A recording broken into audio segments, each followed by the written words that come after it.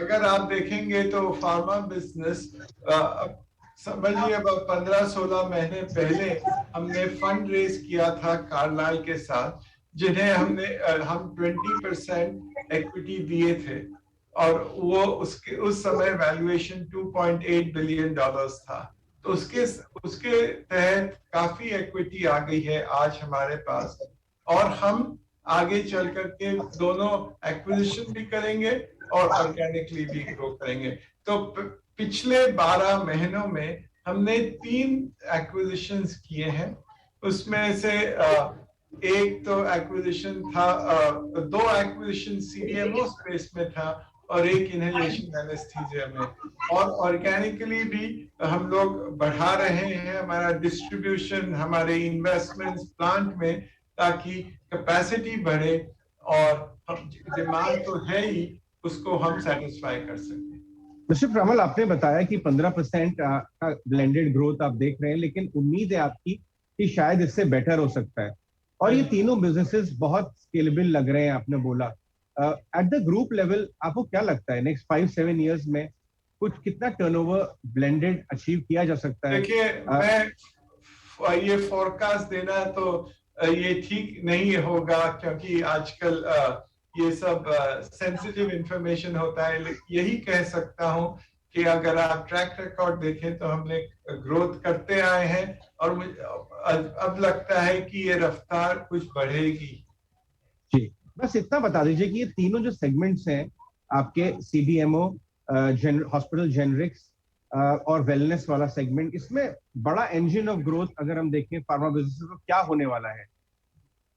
ऐसे तो तीनों ही सेगमेंट अच्छे हैं ग्रोथ के लिए, क्योंकि डिमांड देखेंगे तो सभी में है, और हमारा मार्केट पोजीशन भी अच्छा है। इसमें सबसे बड़ा अगर टर्नओवर में देखेंगे तो सीडीएमओ है, फिर हॉस्पिटल कॉम्प्लेक्स जेनेरिक्स है, और फिर जो ओटीसी बिजनेस है। लेकिन तीनों में ग्रोथ तो है ही। इसमें यह भी कहूंगा कि आज अबाउट 93% हमारा टर्नओवर इंटरनेशनल टर्नओवर है, और तो ये काफी ग्लोबल, ये बिल्कुल ग्लोबल बिजनेस है। So और business, sir, मैन्युफैक्चरिंग भी काफी अमेरिका, यूएस में है, कनाडा में है, यूके में है और भारत में है।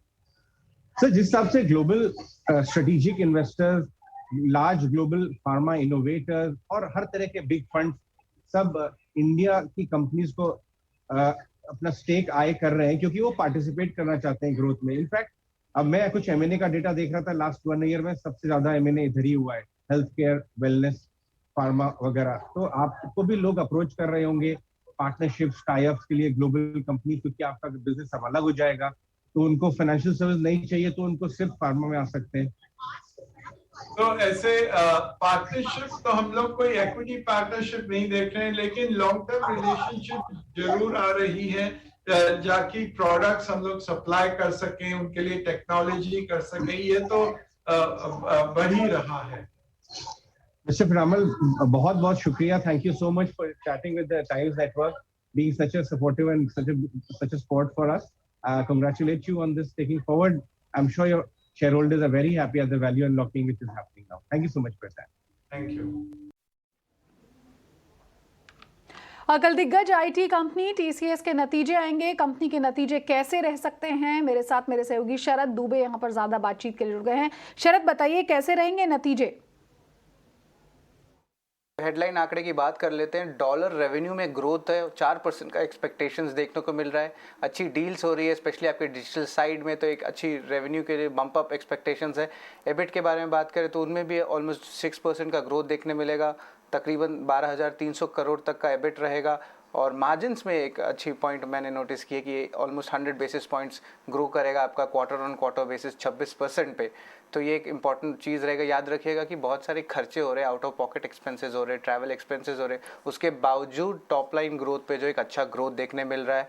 नेट प्रॉफिट पे ऑलमोस्ट 7.5% का अनुमान है ग्रोथ का। एक्सपेक्टेशंस की बात करें तो almost 5% revenue growth constant currency growth terms में देखने को मिलेगा।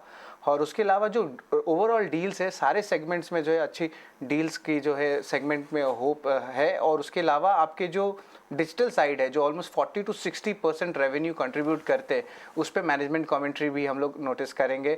और एक्सपेक्टेशन से स्ट्रीट की जो मैनेजमेंट की गाइडेंस है उसमें जो है एक अच्छी ग्रोथ देखने मिली।